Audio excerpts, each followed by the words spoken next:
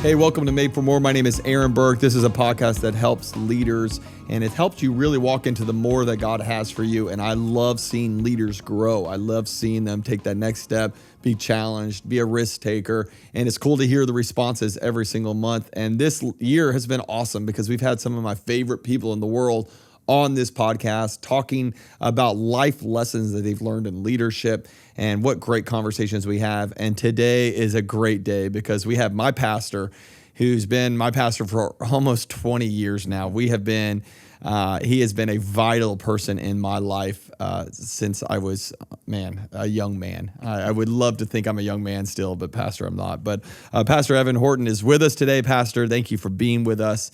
You have been such a vital person in my life, my wife's life. If people don't know this, Pastor Evon is the pastor of Brownsville in Pensacola, Florida, church that went through a major revival in the 90s, and we'll get to that and how you stepped in post-revival. But kind of give us a little bit of your backstory, where you're from, how'd you get to Pensacola in 2006? So it's been quite a journey. Yep. Thank you for having me. It's a privilege to be here. Yeah, started in pastor's home. My dad was a Methodist pastor in PK, moved a lot, both in Canada and U.S., and came into a renewal experience. I started pastoring in the Methodist church, got filled with the Holy Spirit, and joined the assemblies in Canada and started pastoring there. Saw a great church grow. It was phenomenal. And then I got asked to be the president of their college and seminary for the eastern part of Canada. And then after 5 years was asked to come down here, and probably the biggest assignment God's given me since I've been in ministry. How do you say yes to this because you were not involved in any way during revival, never came. And Nope. People are listening to this that don't know, you've got one of the biggest, if not the biggest, kind of outpourings of the Spirit, revival type experience that happens at a church in Pensacola in the 90s. You're not connected with it. They reach out to you. You have a mutual connection to come down, and the church is not in a real healthy spot. So why'd you say yes? Well, to really short version, God called. Yeah. And you have to go where God calls, and was open to that. God prepared me for that. Because of my being filled with the Spirit in the Methodist church was so dramatic, I became a student of revival and renewals. And of course, we all heard about Brownsville, whether you came or not. Longest running revival in U.S. history. Wow. So in 6 years, from 95 to 2001, 5 million people through the doors. And I got a call saying, would you be open to being considered? And I'm thinking, what? Like, it was really pretty random, but it was a God thing. Yeah. And came down, never been here before. I remember arriving by plane, looking out the airplane windows. We're landing in Pensacola, and I saw trees. And I thought, oh, they got trees here. I didn't know, because we're from Canada. We have lots of trees. Right. I just thought it was all sand and palm trees, but they had other. And so it was a whole culture shock to me, but it was amazing. The first time I ever walked in the sanctuary of that church was on a Thursday afternoon. Mm-hmm. Nobody there. Walked in the doors into the sanctuary and felt the presence of God. Yeah. Kind of freaked me out, because I believe we're the church. But his presence was there, and I was overwhelmed by it, and just knew that calling was there. It was like you knew where God was leading. You sensed that. Walked through all the doors, went through all the hoops, had to be interviewed and all of that. But we just knew in our hearts, both my wife and I, that this was God's call. Okay, so give people an idea of the state of the church when you're walking into it, because I think, people look at this and go, man, 5 million people walk through the door. That church must have been set up well. You were walking into this is handed to you as a great win.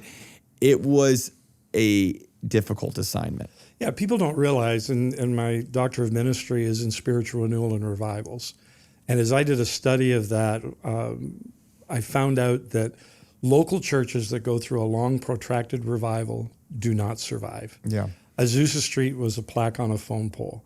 All of these places, Aldersgate Street in London, in England, where John Wesley's heart was strangely warmed, a plaque on a telephone pole. Cane Ridge Chapel, where the revival began for the Second Great Awakening in Kentucky. It's still preserved, but it's in a museum building.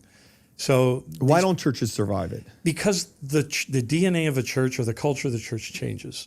It becomes a revival center. Yeah. So during those 6 years, the people that were looking for a local church to be discipled, to bring their kids up, they went to other churches that would disciple them and minister to them.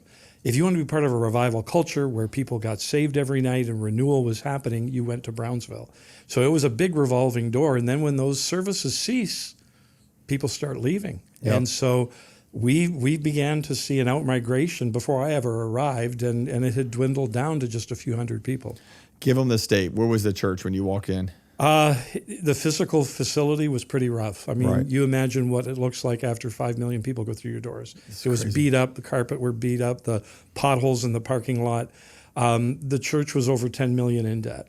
$10 million. 10 million and a handful of people. $83,000 a month mortgage payment. Right. And it was just a real financial nightmare. $500,000 in overdue bills. Wow. Yeah, 90 days, 60 days. I mean, everybody was calling for money. And I'm going, this is crazy. So I preached on a Sunday morning just to see. It was in June of 2006, 19 years ago. And God moved. We had an altar call. It was powerful. I knew I was called. I knew this is where God wanted me. And then that night, the chairman of the search committee met me in the lobby of the hotel and pulled out this beat-up old briefcase, handed me the financial statements, and I thought, what a dirty trick. God, you got me called. I know I'm supposed to be here. Right. And now I look at the finances and I go, oh my goodness, this is going to be a miracle if we survive. That is, so I think it's interesting because you have a lot of pastors that are watching this that look at their current scenario and they're like, it is impossible to see this thing turn around. That's right. But the Brownsville story and what you've seen happen over the last almost 20 years is unreal. I mean, honestly, it's a story that needs to be told all over America of how a church can survive and really thrive and move past this. You came on in 2006. You said yes. Let's walk through the process. Like if you were to write a book on saving a sinking ship, you could write that book because you have done that. Yeah. And I mean, I know you don't need or want the accolades of it, but Pastor Evon is a hero in the body of Christ that really, I mean, Brownsville, the only reason those stores are open today and seeing lives changed and families reached and seeing the community impacted in a massive way is because of your leadership. And so give us kind of what are the steps? What are those processes? If people are doing this and going, I'm in a situation, it's maybe not $10 million in debt, $83,000 a month mortgage payment, but it's rough and I want to see a turnaround. What are some steps to it? Well, the first one that I realized was you asked me about doing this, and I thought, what was the main thing? I really had to bring confidence back to the congregation. They had lost confidence that their church was going to survive. Right. They had lost that thought that this was going to even be open. They were waiting for any day now, the bailiff's coming to put locks on the doors. And so I got up and said, you know what? God has a plan here. God knows where he's leading us. I'm following that plan. God's called me here. We will get through this. I don't know where we're headed. I don't know how it's all going to work out, but I have 100% confidence we're going to get through this. And the only thing I can liken it to is Moses. And he had that testimony. He said over and over, he had the one message to Pharaoh, let my people go, let my people go. And then he said to these 1.5 million people in Egypt, follow me. And off they went into the wilderness. And they trusted him. That confidence. Now, did I know exactly what was going to happen? No, but did I have confidence? Yes. Those are two different things. Yeah, explain that to me because I think some of them are going, do I fake it on the stage? No. Do you have faith that God has a plan? Wow, that's very good. Do you believe that God is in control? I mean, we say yes, but now you've got to put it to practice. Now you've got to implement it, and you got to get it in your own spirit. And I didn't go up and just wing it. I didn't fake it. I really did believe, A, God called me. B, he has a plan. C, I'm implicitly trusting him. He's going to get me through this. That is very good. Now, there were many times where I went in my prayer closet and go, oh, God, I believe this. You've got to come through. And we had some nail-biting moments. 3 times we were in foreclosure. 3 different times. 3 different times. 3 separate times, not those times I tried to quit. In my spirit, I said, God, let me out of here. I can't handle this. And he said, no, you're the person. I told you I have a plan. And so you steady the ship. You just say, yes, we're going to get through this. Okay, just talk through that. And I know we got other points to get to, but the moments where you think it is just overwhelming and you want to quit, what kept you in the game? I just told God, if I'm to get out of here, you show me. If not, you keep me. And I let go. And I let go of the reins. I let go of that and said, it's kind of like we don't heal anybody. God does. But we pray for people when they don't get healed. We feel responsible. No, same thing with this. If this thing fails, it's not my fault. I did everything I could. That's really good. So I said, God, this is on you. I mean, I didn't say I'm going to blame you, but it really is his responsibility. So do you have that confidence in God? And then you have to let go and let him. And there were some nights where I would pray in early mornings. I'm an early morning person. And I'd go in my prayer closet and just say, okay, one more time. This is yours. And I'm believing you're going to get me through this. Yeah. So there's an overwhelming confidence that is needed from the leader so that people know that this thing's not going to go down without a fight. That's right. And I think you brought that. I mean, I remember as a person just in the pews for the first bit of time while I was there, I remember sitting there going, oh, this guy's going to get us through this thing. This guy's got a plan. Whether you had one or not, I don't know. But man, you looked like you had a plan. Yeah. There is something about bringing about the confidence that I have heard from the Lord. I'm going to lead the people. And you don't have to have all the details yet. No. And I think that's the thing with Moses. I mean, Moses, we're going to go to a land filled with milk and honey. Well, where's it at? I'm not too sure. And it might take a long time. We're going to go for it. Yep. And that overwhelming confidence is vital in that. What was that next season after that? What do you do? Well, communication. Okay. You've got to be transparent. If we're going to go down, you need to know we're going down. If we have a need, you need to know what the need is. I remember I was there a couple months, and we did not have $83,000 for the mortgage payment. We just didn't. And I got up that Sunday morning and said, folks, we need $83,000 for mortgage payment. We have, I forget what it was, 30 or 40,000, maybe half. I said, well, we need it. And I remember the business administrator followed me back after the service off stage, and he said, what are you doing? I said, what do you mean? He said, you just told them we have an $83,000 a month mortgage payment. I said, yes, we don't tell them that. And I said, this is their church. Yeah. If we go down, they need to know. Right. And if we have a problem, they need to know. So transparency is important. Being honest. So with the board, I always told them exactly what was going on. When the church needed to know there was a crisis. But then also when there would be wins and God would bless and provide some miracle of provision or sale of property or refinancing, we would celebrate that as a church.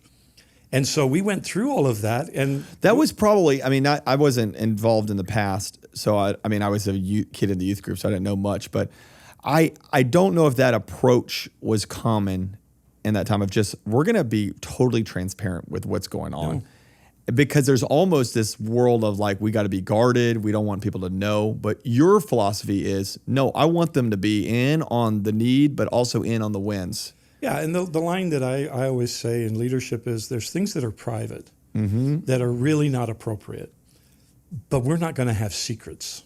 That's great. And there's a difference between private and secret. I'm not going to hide things and have in secret. The last thing, and I tell board members this all the time when I have a new board come on and we go through the spiel of new board members, is I don't want someone coming up to you in the congregation saying, what's going on with this? And they hear from someone in the pews and not from me.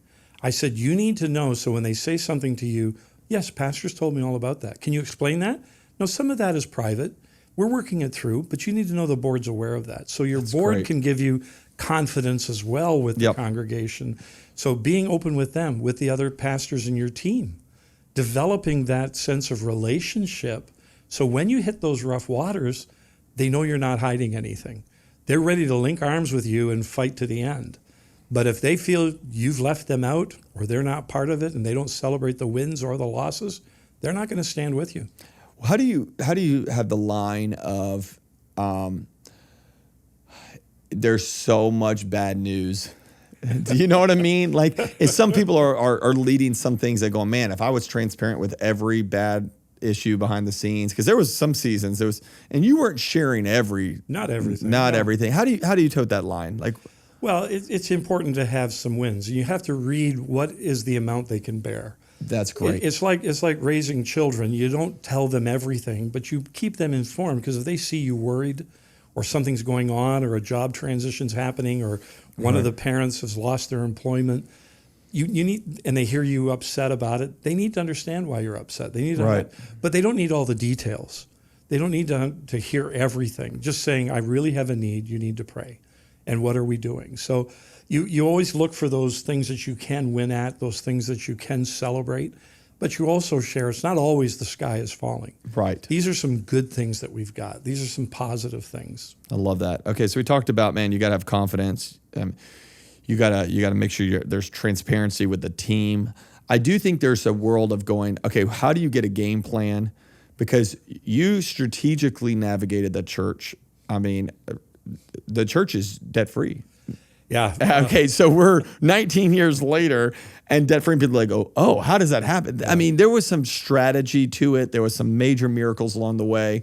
How did you get the plan? Like, what did you do? Well, yeah, Father's Day, June 2022, we burned the mortgage, and we became debt-free. That's a remarkable story. And we began chipping it down, leveraging assets, looking at what do you have. And it actually happened, we had Friday night prayer, if you remember when you were there. And we would pray on a Friday night. And I remember God gave me a word one Friday night and said, everything you need is in this house. And it's something we hung on to. It was a promise from the Lord. It was a word from the Lord. And his provision is always there. Right. And it's a trite phrase, but I believe it. God will never lead you where he won't provide for you. So God led me here. And there were a few times I had what I call my Jeremiah's complaint, where I said, God, I didn't create this debt. And he said, don't you think I know that? Right.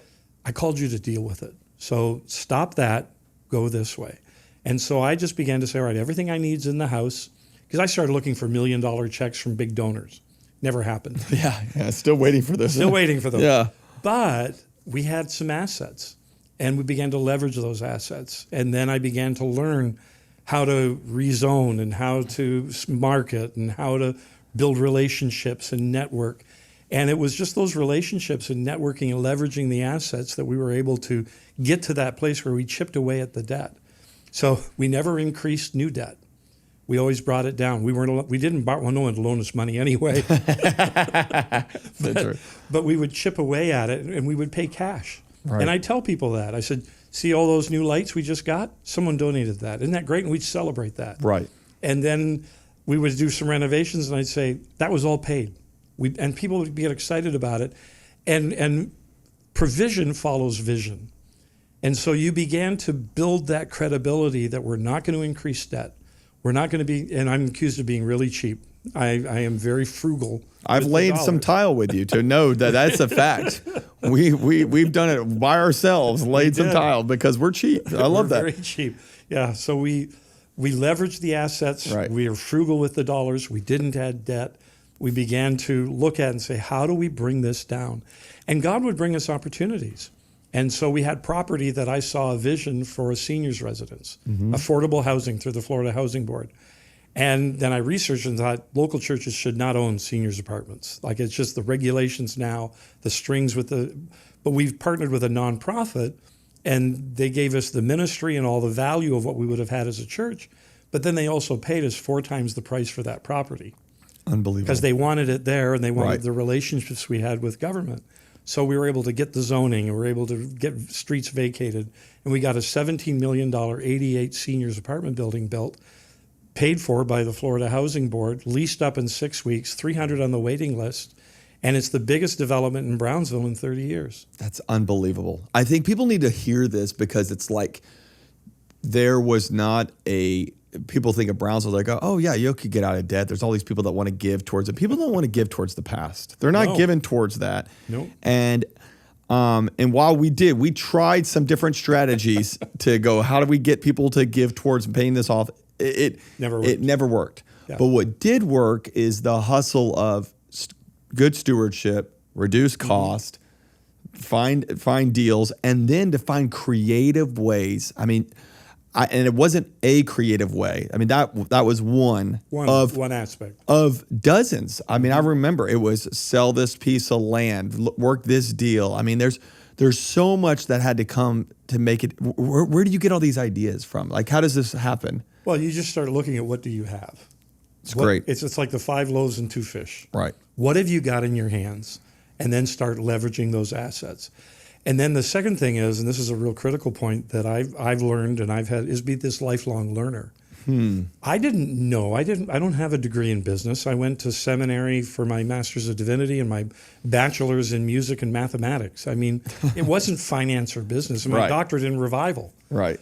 But you look at what you have and say, all right, I'm going to learn about this. And so the one, like September 16, 2020, Hurricane Sally hit Pensacola and decimated a lot of properties at the church. Prior to that, I knew nothing about church insurance. Since then, I became an expert in church insurance.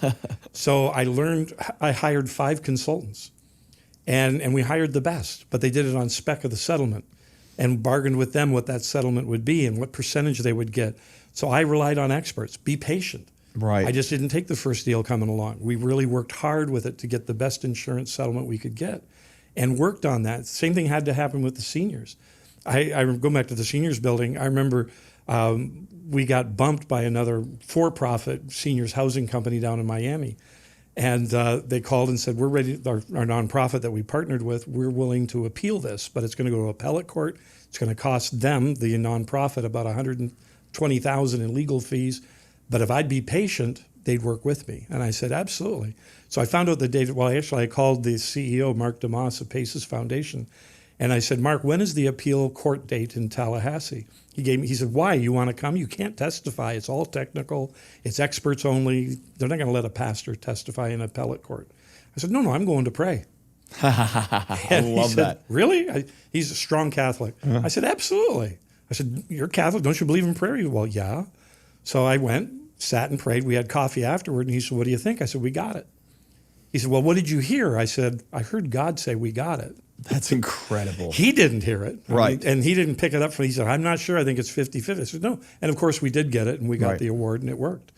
But you start walking in that faith. You start learning. And coming from the north to the south, I had a huge learning curve. Right. I mean, the south is a different culture. Post-revival is a different culture. Came from Canada, different country. And I had to learn some things. But be that lifelong learner. What you've done in the past may help you, but there's always new things you've got to learn. So you're telling me in Bible college, they never taught you how to negotiate these leases, land sales. How about how to chair a board meeting? I never learned that either. And I think this is so brilliant because there's so much about ministry that it overwhelms people, and you can learn it. You can learn the skills necessary. If you get the right people in your life, you get the right voices in your life. Because some of y'all are sitting there going, man, I probably do need to refinance this mortgage. Or I do need to sell some property. Or I do need to look at this. Yeah. There are skill sets out there that just because I think we disqualify ourselves because we didn't learn it. But you've never disqualified yourself from learning something that is necessary. No, someone said once, when you turn 50, you stop learning. Unless when you turn 50, part of your character and culture is learning. So you can be a lifelong learner even past 50. I love that. You just have to set in your mindset that you don't know it all. You can always learn. And so when I sit at the table with our team, I want to hear from them. I want them to, the senior pastor doesn't have to have all the vision. Right. People can contribute to that. And that brings me to another one, if I can throw it in real quick. There's interruptions. Yeah. And there's curveballs all the time. Right. But what I've learned is God is in the interruptions. Yeah, explain that. So we're renovating, and we have probably our 3rd or 4th plan of what we're going to do to renovate the buildings. And they overload the reception hall, the roof, with shingles and workers and equipment, take off decking, compromise the trusses, and down goes the whole building. It collapsed with 15 people on the building. No one got hurt. A miracle. They rode the roof down to the floor. Bizarre. 2 stories. And I'm going, this is crazy. So we now have another insurance claim for that collapse with the roofing company. And they paid it. And so I'm thinking, okay, what do we do with this? And we're debt free now. And we're going to build another reception hall. But then we have another sanctuary that we aren't using with a sloped floor. And someone, not me, came up with the idea, said, what if we poured concrete and leveled that floor and made that our reception hall? And I'm going, what a hard right turn. Yeah. But it's an interruption, and God said, this is better use. So we did that for probably about a fifth of the insurance settlement, and then able to renovate another whole building with those funds. So it just became, but God's in the interruptions. Yes, yeah. And Mark Rutland had a great phrase. I did a podcast. He said, "What's the last thing you want to say?" And I said, "Let God surprise you." Yes. There's always these surprises. Don't go, "Oh, now what?"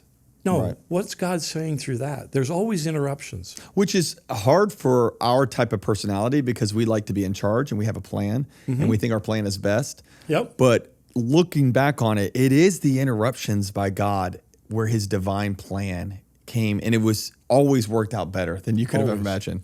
Always. And we've got to come to that place where we say, all right, I've got my plan, and there's nothing wrong with planning. Right. And I think it's good responsibility and stewardship to plan. And so I always have a plan. But how it plays out will always be a different path. It's like, how long and what path did it take for the children of Israel to get to the promised land? What is the path? I'm sure the Apostle Paul didn't think that was the plan. Right. He had other things in mind. Peter had other things in mind. And so as we journey and walk through this plan, embrace the interruptions. Don't look at them as, oh no, what's going on now? Right. And I can tell story after story after story of how God interrupted my plans, but I went with the plan because everything we needed was in the house. And I was willing to trust him and bring that confidence that he had a plan. I love that. Let's talk just, and we got a few minutes left, but I really want to talk about fear because a lot of people are looking at their current scenario, and it's not in the post scenario where it's got debt free. We saw the wins, we saw the miracles. They're in the middle of it. How did you not let fear grip your life in the middle of all of that? Well, fear did grip my life. It was a reality. Wow. There were many times that I was very fearful. Wow. But you've got to deal with your fear. It's like conflict. It's not if you have conflict, it's when you have conflict. It's not will you have fear, it's when you have fear. Yeah. Because that's the number one tactic of the enemy, is to bring fear. Right. If he can put fear in your life, he's immobilized you. He's paralyzed you. Yep. He stopped you from doing God's plan. And that's his whole goal. Right. Is to stop that plan. So not embrace the fear, not acknowledge that you have fear. Because we all struggle. We all have issues and shortcomings. Right. And so when I did have that fear, what did I do? I did a number of things. One is, of course, I immediately went to the Lord and said, I'm scared. Yeah. I'm fearful. I don't know how am I going to provide for my family? What am I going to do? How am I going to pay my bills? I mean, I've got a mortgage. I've got dollars. I got commitments. And so I was honest that A, I had fear. B, I gave it to the Lord and told him about it and said, I'm fearful. But then the third one, which we really find hard, is asking somebody else for help. Who do you go to be good. Without sharing with the congregation that you've got some concerns? I'm sure there's many captains of ships that were in their captain's quarters trembling when the storm, but when they got up on deck, here we go. Right. You've got to walk in that. Now, that's not being phony. That's actually saying, God, give me the strength I need. But who do you talk to? And so I have some friends that are not part of Brownsville, not part of the church. I would call. Yep. And I said, man, I'm having a hard time. This is not easy for me right now. I need some help here to bring some calm in my spirit. Can you just pray with me? And it's hard for us because we want to have that macho ego. I can do it. I can conquer it. But you can't. You can do all things through Christ who strengthens you. Yes. Not your own. And so being honest with yourself, honest with God, and then honest with a couple others. You don't need to share it with the world. You don't need to post it on Facebook or Instagram. I'm scared. Good. I need prayer. See some people, I hate the pictures of guys that are in hospital and take a selfie in the hospital gown. Please pray for me. That just doesn't help you. But at the same time, who can you go to? I've got a circle, small circle, 3 or 4, and I will call them for help in prayer. And I am not ashamed to admit it and ask for it. I think that is vital, and it's vulnerable, and it shows your humility, because there's just not enough strength we can muster up on our own. And those times we need each other. When your time at Brownsville is up, however long the Lord has you there, what do you want your legacy to be? That's a very good question. My number one goal, not just at Brownsville, when I take my last breath and my next breath is in heaven and I see him face to face, I don't want him to say, you did really good, but you missed this, this, and this, and this. Right. I want him to say, well done. I want him to say, you got it. You nailed it. I don't need the attaboys from other people. I want the Lord to say, you did well, Evan. Amen. You got it done. You nailed it. Yeah. I know there's some things I probably missed, and I know there's some mistakes I made, because none of us are perfect. Sure. And I can probably name 8 or 9 of them very easily, where it's things I learned. But you learn best from your mistakes, because you never forget those. But I really want people to say, you know what, this revival church that went through the longest, largest running revival in U.S. history is still there. It broke the record books for American church history. And they're debt-free and they're healthy. So when we paid off the debt, Tommy Reed at the Tabernacle in Buffalo, I asked him for a word, and he sent a word. I think you did too. And he sent a word, and he said 2 things. One, he said, God will never bring the next revival until he's paid for the last one. Wow. That's brilliant. So, and then he said, you paying off, because I never came. I heard about it. I talked to people. I love what's happened. Met, of course, with Lyndall and John Kilpatrick and Steve Hill a number of times each, and honor them for what they did. But he said, but I feel that what Tommy Reed, the second thing, was really comforting to me. He said, you brought integrity now to the revival, because it cost so much. It did. It did. And John worked hard at it. Lyndall did. Steve did.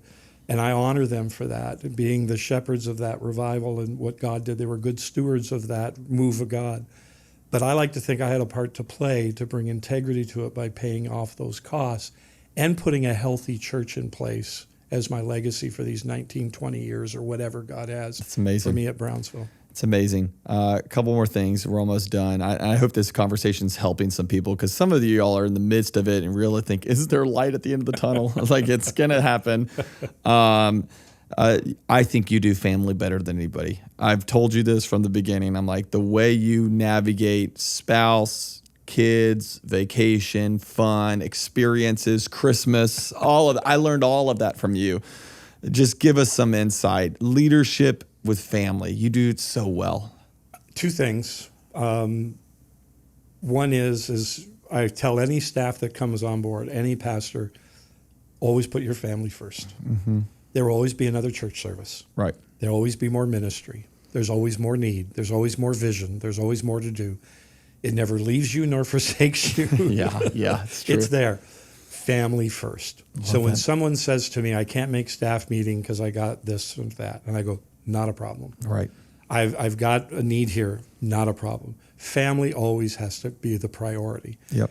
Because when they're older and they're 18, 20, 25, and they've gone, your job's done as a parent. You're not going to get those years back. So when I started speaking and my kids were 7, 8, 9 years old, I started taking them with me. Yep. And I would just always say, let's go together. We did mission trips together. We did things together. And so family first. The second thing is be intentional. It doesn't just happen. Right. So I work hard and I play hard. Yep. And I intentionally schedule time for family. So when my kids were home, I would always put in 1 or 2 nights I was home with them. Yep. And someone would say, are you busy Thursday night? Yep. And if I said to them, they asked me, what are you doing? And I said, well, I'm with my family. Oh, well, then you're not busy. No, I am. I am booked because that's my family. That's very good. I love that. 12 years ago, I sat down with you after we worked together for almost 6 years. And I said, I feel like God's calling me to plant a church. I was so nervous to come and talk to you. And you said, let's do it. Yep. Let's do it. How do you release people to, I mean, I know that's hard because, I mean, that we were running this thing together, how do you have that kind of spirit? Because I think of me, I think of Paul Maurer, I think of Jacob Peterson, I think of all these guys that are around the world because of you. Like, what's your philosophy in that? Well, so let's just, from a philosophical perspective, if God's calling you elsewhere, I don't want you on staff. Right, the last thing I need is somebody on staff out of God's will. Right, very good. Secondly, I want God's purpose fulfilled in you. Yeah. And what I saw, and I heard you that morning, we were having breakfast at the Hilton Garden Inn. I'll never forget it. Yesterday. And I said, Aaron, let's do this, because I saw that in your heart and your spirit.